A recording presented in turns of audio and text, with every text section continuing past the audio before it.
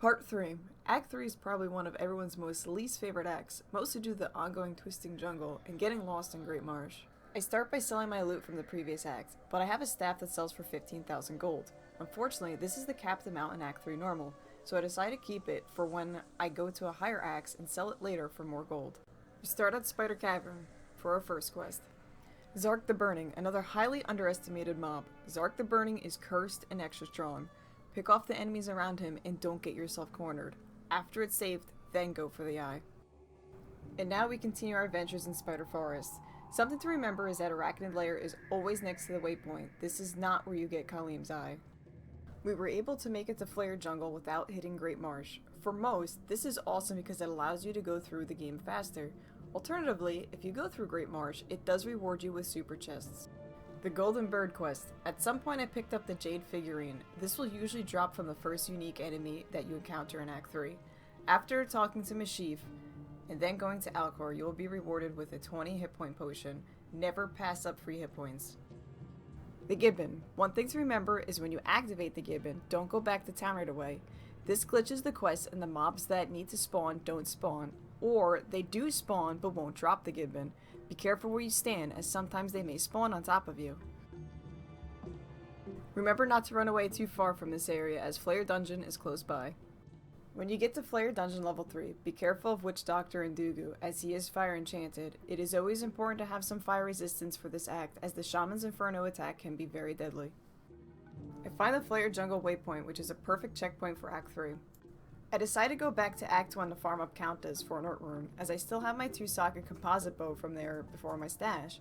I'm looking to make a Zephyr. Now keep in mind that the Countess can only drop up to a Row rune, so I'll need to farm up Rows and then cube up to an Ort rune. Coming back to the Countess, I get 2 Row runes, which is exactly what I was looking for. So I cube up the Rows to get the Ort that I need. And place Ort, Eth in the 2-socket bow to create Zephyr. Zephyr is a really fun early game bow. It has a very fast attack speed, lowers defense, and adds a good bit of lightning damage. With the current bow that I have equipped, it gives me +1 to bow and crossbow skills, which increases my immolation arrow damage, but not my overall damage, whereas Zephyr has a higher base damage than the skill bow. I also still have Lead Crow, and was very torn about which bow to use. I ultimately decided to get rid of Lead Crow, as the base damage would not have been better even with Deadly Strike.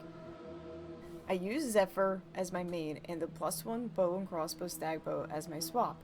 I do this so that I have a little bit extra fire damage from my skills on the Immolation Arrow.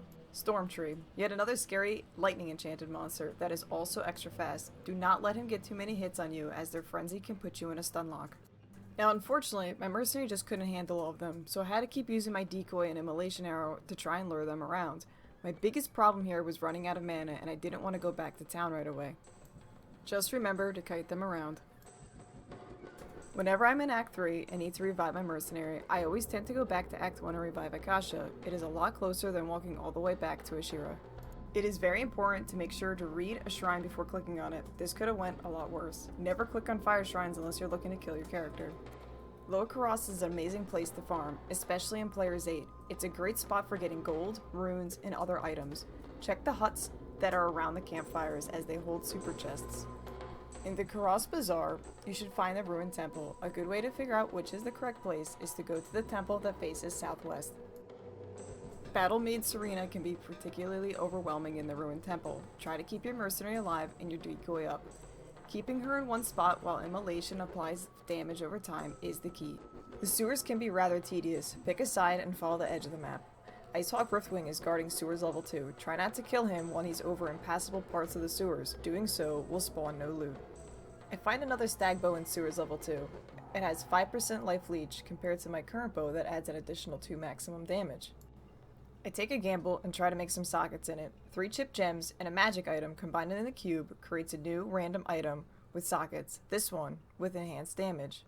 So I decided I want to reroll my other bow. This one unfortunately gives me 9 poison resistance with only 1 socket. So I go with the 2-socketed bow and give it an additional 2 its for 18 max damage. Travancore. Do not underestimate this area, as it has a lot of powerful mobs. The council members are not to be taken lightly. I place a decoy up ahead to lure a few out, as it's best to take them one at a time. Vile Hand is extra fast and cursed. Taking him down first, as to not have amplified damage on when fighting other members, is useful. I was able to pin him against the drain-off area and keep him in the fire. Ice Fist is cold enchanted in Stone Skin, so it'll take some time to kill. Make sure to stay away from him when he's about to die, just like a fire enchant. Unfortunately, the other council members are healing up Ice Fist just as his health gets too low. The Stone Skin mod is making it take longer to kill him, so I switched to Flame Finger instead, as Ice Fist won't have anyone to heal him again, and he'll be a little bit easier to take down. Now we have all the parts we need, it's time to make Kaleem's will. And enter the Durance of Hate. Be careful of some of the mob packs in here. Make sure to use your decoy to distract dolls, so you can safely loot from a distance. When you're in the Durance of level 3, try and clear out all the mobs in the lower section as to not get overwhelmed by the council members in the next room. Sparkfist can be a real challenge in these closed spaces. Try to lure a few out or use your mercenary and decoy to keep him in one place while he burns an immolation arrow. Now, this took a few tries of going back to town to get potions or reviving my mercenary. One thing is to try not to do is lure him back to the main entrance of level 2, as it can cause some problems. Thankfully with knockback, I was able to pin him to the wall and finish him off. Before fighting Mephisto, I load up on antidote and thawing potions. A quick way to give your mercenary resistance potions is to put them in your belt slot and then use shift and the number keys that correspond to the potions. This way, you don't have to individually feed him resistance potions. At one of the chests, I find a small charm that gives me 1 to 2 cold damage. It may not seem like much, but 1 to 2 cold damage is really great and can chill and pop bodies. Mephisto. Mephisto has a variety of elemental attacks. His most powerful attack is his Skull Missile, which is a ball of cold and physical damage. It is best to stack up some thawing potions to try and reduce the damage, say if you do get hit. One of the most common ways to deal with Mephisto is to do a moat trick. This only works for ranged characters, as you can trap Mephisto on one side of a moat and shoot him at a distance where you'll be untargetable and unreachable by him. If your mercenary dies, it's sometimes best not to revive him. If you do the moat trick, he'll continuously die to Mephisto and maybe even expose you as well. Be careful as he can sometimes cast Blizzard, or, if you may be in his line of sight, throw a lightning bolt or a skull missile at you. Remember to try and always dodge his attacks, as the Skull Missile has had a chance to one-shot characters. Remember, you don't need to pick up Mephisto's Soulstone after killing Mephisto. Cain will give it to you at the beginning of Act 4 if you forget or misplace it. Along the way, I found a 2-socketed chainmail. This is perfect for low runeward, stealth, Tal, and Eth.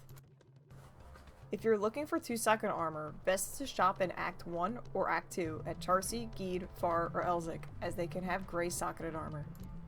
Do not try and shop in Act 3, as everything they sell becomes magical. Do not attempt to put rune words in blue socketed items, as they will not work. Enjoyed the video? Make sure to like and subscribe the channel for more videos. Playing along? Post a comment below of your findings so far. Or you can watch live at twitch.tv/alarashade.